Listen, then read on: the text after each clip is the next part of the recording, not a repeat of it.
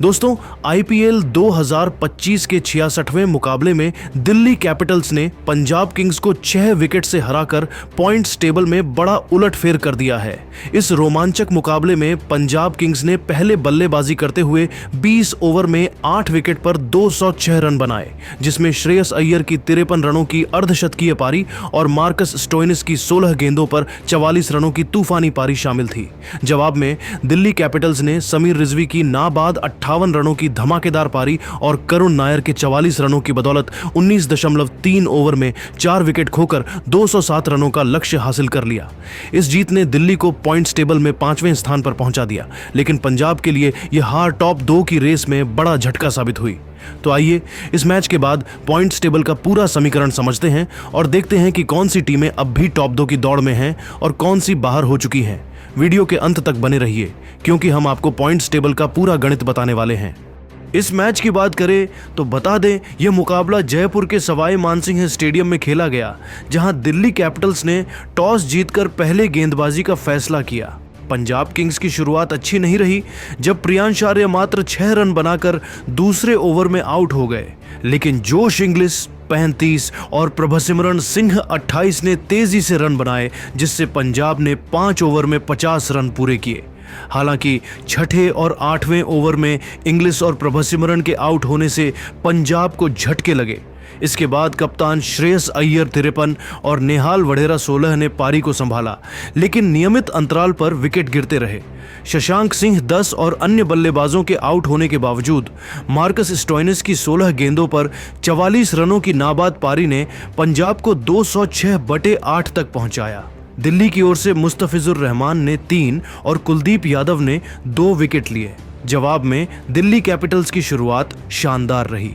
KL Rahul 35 और Faf du Plessis 23 ने power play में 61 रन का स्कोर बनाया, लेकिन छठे और 7वें ओवर में राहुल और डु प्लेसिस के आउट होने से दिल्ली को शुरुआती झटके लगे।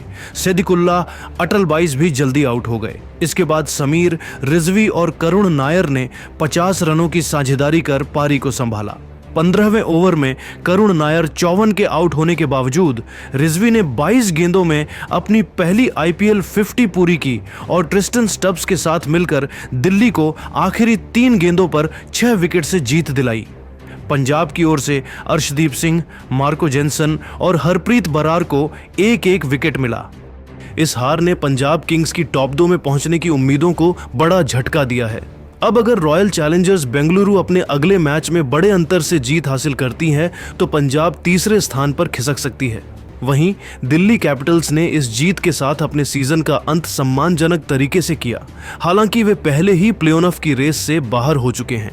अब आइए एक नजर डालते हैं आईपीएल 2025 की पॉइंट्स टेबल पर और समझते हैं कि इस जीत और हार ने किन टीमों का गणित बिगाड़ा और किन्हें फायदा हुआ।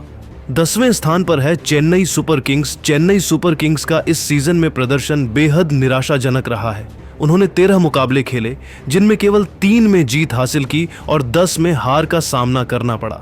6 पॉइंट्स के साथ चेन्नई पॉइंट्स टेबल में सबसे नीचे यानी 10वें स्थान पर है। उनकी बल्लेबाजी और गेंदबाजी दोनों में निरंतरता की कमी साफ दिखाई दी। इस सीजन में चेन्नई ने अपने प्रशंसकों को निराश किया और वे प्लेऑफ की रेस से पहले ही बाहर हो चुके हैं। उनके लिए यह सीजन एक सबक की तरह रहा और अब वे अगले सीजन की तैयारियों में जुटना चाहेंगे। 9वें स्थान पर है राजस्थान रॉयल्स।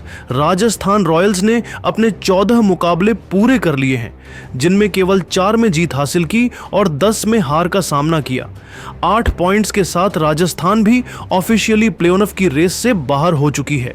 इस सीजन में उनकी बल्लेबाजी और गेंदबाजी में गहराई की कमी साफ दिखी। जोस बटलर और संजू सैमसन जैसे खिलाड़ियों ने कुछ अच्छी पारियां खेलीं, लेकिन टीम का समग्र प्रदर्शन निराशाजनक रहा। राजस्थान अब अपने प्रदर्शन की समीक्षा कर अगले सीजन में मजबूत वापसी की उम्मीद करेगी।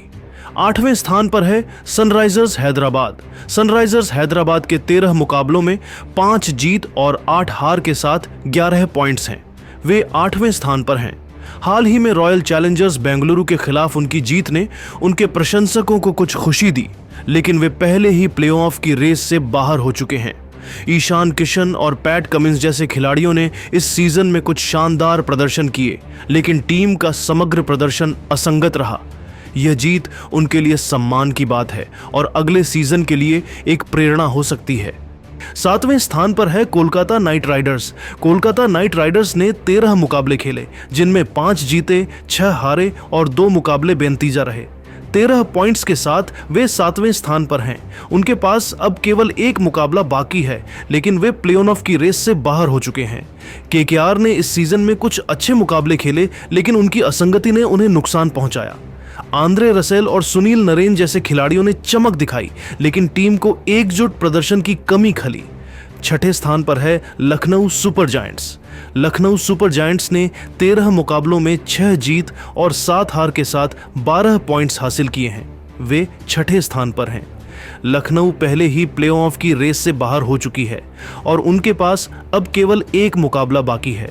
इस सीजन में उनकी बल्लेबाजी में कुछ अच्छे प्रदर्शन देखने को मिले, लेकिन गेंदबाजी में निरंतरता की कमी ने उन्हें नुकसान पहुंचाया। लखनऊ अब अपने आखिरी मुकाबले में सम्मान के लिए खेलेगी। 5वें स्थान पर है दिल्ली कैपिटल्स। इस जीत के बाद दिल्ली कैपिटल्स ने 14 मुकाबले खेले, जिनमें 7 जीते, 6 हारे और 1 मुकाबला बारिश के कारण रद्द हो गया। 15 पॉइंट्स के साथ वे 5वें स्थान पर पहुंच गए हैं। इस सीजन में दिल्ली ने कुछ शानदार प्रदर्शन किए, खासकर समीर रिजवी और करुण नायर जैसे खिलाड़ियों ने अपनी छाप छोड़ी, लेकिन लगातार अच्छा प्रदर्शन न कर पाने के कारण वे प्ले-ऑफ की रेस से बाहर हो चुके हैं। यह जीत उनके लिए सीजन को सम्मानजनक तरीके से खत्म करने का मौका देती है।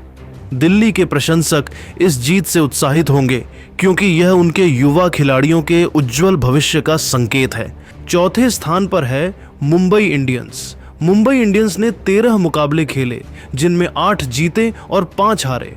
16 पॉइंट्स के साथ वे 4थे स्थान पर हैं और प्ले-ऑफ के लिए क्वालिफाई कर चुके हैं। मुंबई की ताकत उनकी संतुलित टीम रही है, जिसमें रोहित शर्मा, हार्दिक पांड्या और जसप्रीत बुमराह जैसे खिलाड़ी शामिल हैं। उनके पास अभी एक मुकाबला बाकी है और अगर वे इसे जीत लेते हैं तो 18 पॉइंट्स के साथ टॉप 2 में पहुंचने की उनकी संभावना बढ़ सकती है। मुंबई की नज़र अब क्वालिफायर 1 पर है और वे अपने अनुभव का इस्तेमाल कर ट्रॉफी की दौड़ में बने रहना चाहेंगे। 3रे स्थान पर है royal Challengers Bengaluru. Royal Challengers Bengaluru 13 मुकाबलों में 8 जीत, 1 बेनतीजा और 4 हार के साथ 17 पॉइंट्स और प्लस 0.20 के नेट रन रेट के साथ 3रे स्थान पर हैं। वे प्ले-ऑफ के लिए क्वालिफाई कर चुके हैं और उनकी नज़र टॉप 2 पर है। उनके पास अभी एक मुकाबला बाकी है और अगर वे इसे बड़े अंतर से जीत लेते हैं तो 19 पॉइंट्स और बेहतर नेट रन रेट के साथ वे पंजाब को पछाड़कर टॉप 2 में पहुंच सकते हैं। आरसीबी की बल्लेबाजी में विराट कोहली और गेंदबाजी में भुवनेश्वर जैसे खिलाड़ी इस सीजन में शानदार फॉर्म में हैं, जो उनके लिए बड़ा प्लस पॉइंट है। लेकिन अगर वे जीतने में नाकाम रहे तो उन्हें एलिमिनेटर खेलना पड़ सकता है। जो दूसरे स्थान पर है पंजाब किंग्स। पंजाब किंग्स ने 13 मुकाबले खेले, जिनमें 8 जीते, 4 हारे और 1 मुकाबला बारिश के कारण रद्द हो गया। 17 पॉइंट्स और प्लस 0.33 के नेट रन रेट के साथ वे दूसरे स्थान पर हैं। दिल्ली के खिलाफ इस हार ने उनकी टॉप 2 की उम्मीदों को झटका दिया है, लेकिन वे प्ले-ऑफ में अपनी जगह पक्की कर चुके हैं। उनके पास अभी एक मुकाबला बाकी है और अगर वे इसे जीत लेते हैं तो 19 पॉइंट्स के साथ वे टॉप 2 में बने रह सकते हैं। लेकिन अगर रॉयल चैलेंजर्स बेंगलुरु अपने आखिरी मुकाबले में बड़े अंतर से जीत हासिल करती है तो पंजाब 3रे स्थान पर खिसक सकती है, क्योंकि आरसीबी का नेट रन रेट बेहतर हो सकता है। पहले स्थान पर है गुजरात टाइटंस। गुजरात टाइटंस 13 मुकाबलों में 9 जीत और 4 हार के साथ 18 पॉइंट्स और प्लस 0.600 के नेट रन रेट के साथ पहले स्थान पर काबिज हैं। उनका शानदार प्रदर्शन इस सीजन में उन्हें सबसे मजबूत दावेदार बनाता है। उनके पास अभी एक मुकाबला बाकी है और अगर वे इसे जीत लेते हैं तो 20 पॉइंट्स के साथ वे टॉप 2 में अपनी जगह पक्की कर सकते हैं। लेकिन अगर वे हार जाते हैं और पंजाब किंग्स अपने आखिरी मुकाबले में जीत हासिल करती है तो गुजरात को टॉप 2 से बाहर होने का खतरा है, क्योंकि पंजाब का नेट रन रेट भी प्रतिस्पर्धी है। गुजरात की बल्लेबाजी और गेंदबाजी दोनों में गहराई ने उन्हें इस स्थिति में पहुंचाया है। दोस्तों, टॉप 2 की यह रेस अब बेहद रोमांचक हो गई है। गुजरात टाइटंस और पंजाब किंग्स टॉप 2 में अपनी जगह पक्की करने के करीब हैं, लेकिन बेंगलुरु के लिए यह राह आसान नहीं है।